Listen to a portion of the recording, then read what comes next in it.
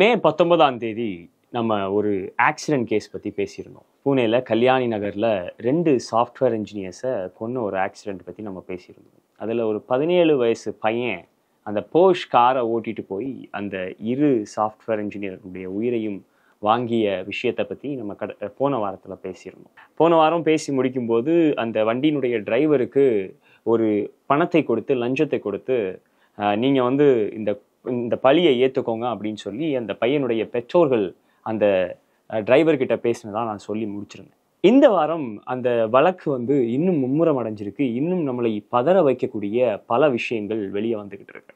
என்ன நடந்திருக்குன்னு பார்த்தீங்கன்னா, மிஸ்டர் தவாடே அப்படிங்கிற ஒருத்தரையும் டாக்டர் ஸ்ரீஹரி ஹார்னூர் அப்படிங்கிற ஒருத்தரையும் திங்கட்கிழமை காவல்துறை கைது பண்ணியிருக்கு. கிரைம் பிரான்ச் அரெஸ்ட் பண்ணியிருக்கு. என்ன குற்றச்சாட்டை சொல்லி அரெஸ்ட் பண்ணியிருக்கிறாங்கன்னு பார்த்தீங்கன்னா, அந்த சின்ன பையனுடைய பிளட் சாம்பிள் இருக்குது இல்லையா, அந்த பிளட் சாம்பிளை இன்னொருவருடைய பிளட் சாம்பிளை வைத்து இவர்கள் மாற்றி இருக்கிறார்கள் அப்படிங்கிற ஒரு பதபதைக்க வைக்கக்கூடிய ஒரு குற்றச்சாட்டை சுமத்தி இருக்கிறார்கள். இந்த குற்றச்சாட்டை நீங்க பாத்தீங்க அப்படின்னா, அன்னைக்கு மே 19ஆம் தேதி இந்த 17 வயசு பையன் அந்த காரை ஓட்டிட்டு போய் அந்த ஆக்சிடென்ட் நடந்ததுக்கு பிறகு அன்றைக்கு இரவு இந்த பையனுடைய பிளட்ல ஆல்கஹால் கலந்திருக்கிறது அப்படிங்கிறது நமக்கு தெரியும். நல்லா குடிச்சிட்டு தான் வண்டி ஓட்டியிருக்கான். கிட்டத்தட்ட 150 கிலோமீட்டர் வேகத்துல வண்டி ஓட்டினதா சொல்றாங்க, பார்த்தவங்க சொல்றாங்க. இதுல முக்கியமா நம்ம பார்க்க வேண்டியது என்னன்னா, இந்த ரத்த மாதிரியை மாத்தியாச்சு அப்படின்னா, அந்த ரத்த மாதிரியில ஒருவேளை ஆல்கஹால் கலந்திருந்தது அப்படின்னா, இந்த ரத்த மாதிரியில ஆல்கஹாலே கலக்கல, அப்ப அந்த பையன் வண்டியை ஓட்டல அப்படின்னு சொல்லி கேஸையே திருப்பி விடலாம் அப்படிங்கிறது தான் இதனுடைய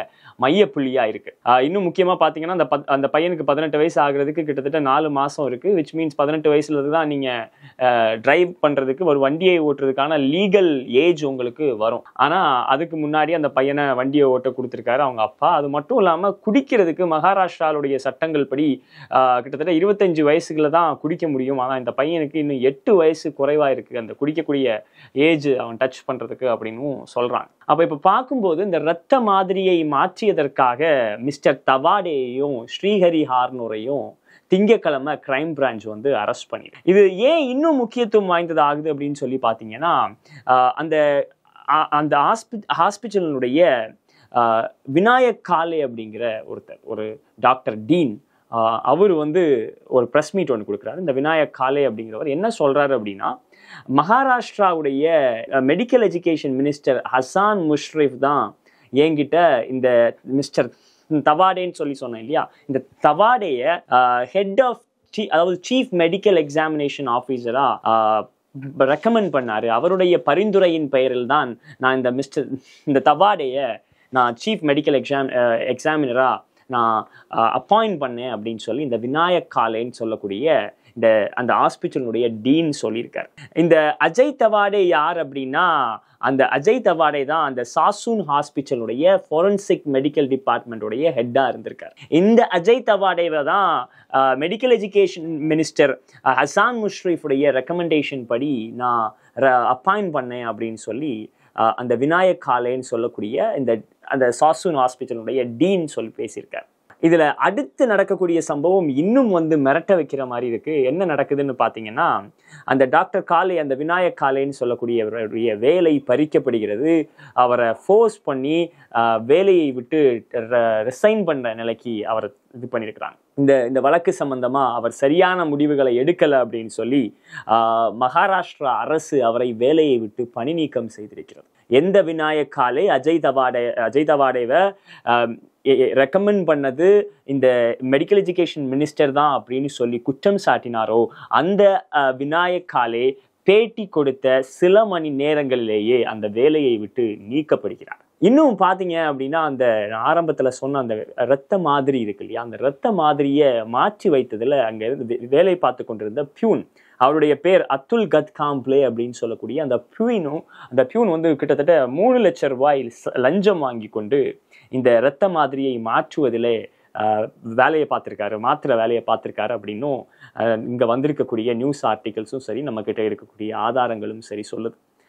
அது மட்டும் இல்ல, இன்னும் ஒரு முக்கியமான விஷயம் என்ன இதுல ரொம்ப கூர்மையா நம்ம கவனிக்க வேண்டியது இருக்கு அப்படின்னா, இந்த சம்பவம் நடந்த அன்னைக்கு மே 19ஆம் தேதி இந்த இந்த பையனோட அப்பா இருக்கார் இல்லையா, இந்த எஸ்கே அகர்வால் அப்படின்னு சொல்லக்கூடிய இந்த பையனுடைய அப்பா இருக்கார் இல்லையா, இவர் வந்து அந்த விபத்து நடந்த சம்பவத்தன்று இந்த அஜய் தவாடே அப்படிங்கிற நபரோட கிட்டத்தட்ட 14 முறை அன்றைக்கு இரவு மட்டும் பேசியிருக்கிறாரு. வாட்ஸ்அப்ல பேசியிருக்காரு, ஃபேஸ் டைம் பண்ணியிருக்காரு, சாதாரண கால் பண்ணியிருக்காரு. விபத்து நடந்த அன்றைக்கு அந்த டீன் சொல்றாரு இல்லையா, அஜய் தவாடேவை வந்து நான் அந்த எஜுகேஷனல் மினிஸ்டர் ரெக்கமெண்டேஷன்ல தான் நான் அப்பாயிண்ட் பண்ணேன்னு அந்த அஜய் தவாடேவோட எந்த அஜய் தவாடே அரசு கைது செஞ்சிருக்கிறதோ, எந்த அஜய் தவாடே இந்த இரத்த மாதிரிகளை மாற்றுவதற்கு மூளையாக செயல்பட்டார் என்று சொல்லி போலீஸ் சொல்கிறதோ, எந்த அஜய் தவாடேவை திங்கட்கிழமை கிரைம் பிரான்ச் அரெஸ்ட் செஞ்சிருக்கிறதோ அந்த அஜய் தவாடேயோட நீங்க அந்த பையனோட அப்பா மே 19ஆம் தேதி கிட்டத்தட்ட 14 முறை பேசியிருக்கிறார் அப்படின்னு சொல்லி ஒரு ஆர்டிக்கிள் நமக்கு சொல்லுது. அது ஃபேஸ் டைம், வாட்ஸ்அப், ரெகுலர் கால்ஸ்ன்னு சொல்லி பல மீடியம் மூலமா பேசியிருக்காரு. இதுதான் இந்த கேஸ்ல நடந்திருக்கிற லேட்டஸ்ட் அப்டேட். இதுல நான் முக்கியமா பேச வேண்டியது என்ன அப்படின்னா, நான் கடந்த முறை பேசும்போதே நான் சொல்லியிருந்தேன், ஒரு சாமானியர்களுடைய வீட்டுல இந்த மாதிரி ஒரு வழக்கு நடக்குது, ஒரு பிரச்சனை நடக்குது, ஒரு பையன் வந்து ஒரு ஆக்சிடென்ட் பண்ணிட்டு வந்துடுறான் அப்படின்னா அந்த பையனுக்கு தேவையான குற்றத்தை, அந்த தேவையான தண்டனையை, அவன் செய்த குற்றத்துக்கு தேவையான தண்டனையை கொடுப்பதற்கான எல்லா வேலைகளையும் அந்த குடும்பமே செய்யும். அது உங்க வீட்லயா இருக்கலாம், என் வீட்லயா இருக்கலாம், யாரா இருந்தாலும் நம்ம எல்லாம் ஒரு சின்ன தப்பு பண்ணா நம்ம அம்மா அப்பாவே நம்மளை வந்து இப்படிப்பட்ட ஒரு பையன் எனக்கு தேவையில்லைன்னு கூறி போலீஸ் ஸ்டேஷன்ல ஒப்படைக்கக்கூடிய சம்பவங்கள் எல்லாம் நம்ம நிறைய பார்த்திருக்கோம். ஆனா இங்க என்ன நடக்குதுன்னா, ஒரு பையன் லீகல் ஏஜ் வர்றதுக்கு முன்னாடி வண்டி ஓட்டியிருக்கான், வண்டி ஓட்டிட்டு போய் 2 பேரை இடிச்சு கொன்னு இருக்கான். ஆனா இடிச்சு கொன்ன ஒருத்தனுடைய இதை காப்பாத்துறதுக்காக ஒரு சிஸ்டம் முழுவதும் வேலை பார்க்குது, ஒரு அரசு முழுவதும் வேலை பார்க்குது. அப்போ பணம் இருக்கும்போது நீங்கள் கொலையே செய்தாலும், அதாவது ஆக்சிடென்ட் பண்ணி 2 பேருடைய உயிரையே நீங்க எடுத்தாலும் இந்த சிஸ்டம் உங்களை காப்பாற்றும் அப்படிங்கிறது நம்மளை எந்த மாதிரியான ஒரு அச்சுறுத்தலுக்கு ஆளாக்குது அப்படிங்கிறத நம்ம இதுல இருந்து பார்க்க வேண்டியிருக்கு. இன்னும் முக்கியமான விஷயம் என்னன்னா, இவ்வளவு சம்பவங்கள் நடந்திருக்குது. இந்த சம்பவங்கள் எல்லாம் நடந்ததுக்கு பிறகு கூட ஒரு அரசினுடைய மினிஸ்டர், ஒரு அரசை ரெப்ரசன்ட் பண்ணி இருக்கக்கூடிய, மக்களை ரெப்ரசன்ட் பண்ணி இருக்கக்கூடிய மினிஸ்டர், மக்களுடைய நலனை பேச வேண்டிய அமைச்சராக இருக்கக்கூடிய ஒருவர் இந்த பையனுக்காக வக்காலத்து வாங்குறாரு, வாதாடுறாரு. இன்னும் சொல்ல போயாச்சுன்னா ரத்த மாதிரிகளை மாற்றுற அளவுக்கு போறாங்க. இதெல்லாம் ஒரு சினிமா படத்துல பாக்குறது மாதிரி, ஒரு கிரைம் த்ரில்லர் மூவி நீங்க பார்த்தா எப்படி இருக்கும், அந்த கிரைம் த்ரில்லர் மூவியை பார்க்கும்போது எப்படி நம்மளை எல்லாம் பதற வைக்குமோ அதே மாதிரி இந்த நடந்திருக்கக்கூடிய ஒவ்வொரு விஷயங்களையும் நம்ம பதற வைக்கிறது மாதிரி இந்த வழக்குல இருக்கு. இதுதான் வந்து காங்கிரஸ் கட்சியினுடைய வயநாடு எம்பியாக இருக்கக்கூடிய ராகுல் காந்தி அடிக்கடி சொல்லிக்கிட்டே இருக்காரு. இங்க வந்து ஒரு செக்ஷன் மக்கள் கிட்ட வந்து பணம் குமிந்து கிடக்கிறது. இந்தியாவினுடைய 40% செல்வம் கிட்டத்தட்ட 1% பணக்காரர்களிடத்துல குமிந்திருக்கிறது அப்படின்னு சொல்றாரு. ஆக்ஸ்ஃபார்ம் ரிப்போர்ட் ஒன்று என்ன சொல்லுதுன்னா, இந்தியாவினுடைய 60% செல்வம் வெறும் 5% பணக்கார முதலாளிகளிடம் குமிந்திருக்கிறது அப்படின்னு சொல்றாரு. அப்போ இவ்வளவு ஒரு டிஸ்பாரிட்டி, இவ்வளவு பெரிய வித்தியாசம் இருக்கும்போது, பணக்காரர்களுக்கும் ஏழைகளுக்கும் இவ்வளவு பெரிய ஒரு வித்தியாசம் இருக்கும்போது, இந்தியாவில் வழங்கப்பட்டு கொண்டிருக்கிற நீதியும் கூட நீதி தேவதையினுடைய கண்ணை வந்து கட்டி வச்சிருப்பாங்க. ஏன்னா அந்த நீதி தேவதை இவன் பணக்காரனா இவன் ஏழையா என்று பார்த்து நீதி வழங்கிவிடக் கூடாது அப்படின்னு சொல்லி நீதி தேவதையினுடைய கண்கள் கட்டப்பட்டிருக்கும். அந்த நிலையில் கூட இன்னைக்கு பணக்காரர்களுக்கு ஒரு நீதியும், பணக்காரர்களுக்கு ஒரு நியாயமும், பணக்காரர்களுக்கு ஒரு சட்டமும், ஏழை சாமானியர்களான எனக்கும் உங்களுக்கும் ஒரு சட்டமும் தான் இந்த அரசு செயல்படுத்தி கொண்டிருக்கிறது அப்படிங்கிறது இந்த வழக்கின் மூலமா நமக்கு ரொம்ப தத்ரூபமா தெரிய வருது. இன்னொரு முக்கியமான விஷயம் என்னன்னா, கடந்த முறை பேசும்போதே சொல்லியிருந்தேன், சிவசேனா, உத்தவ் தாக்கரே அந்த சிவசேனா ஃபேக்ஷன் வந்து தேவேந்திர பட்னாவிஸ் அந்த பூனேக்கு செஞ்சதை கேள்வி எழுப்பியிருந்தாங்க அப்படின்ட்டு.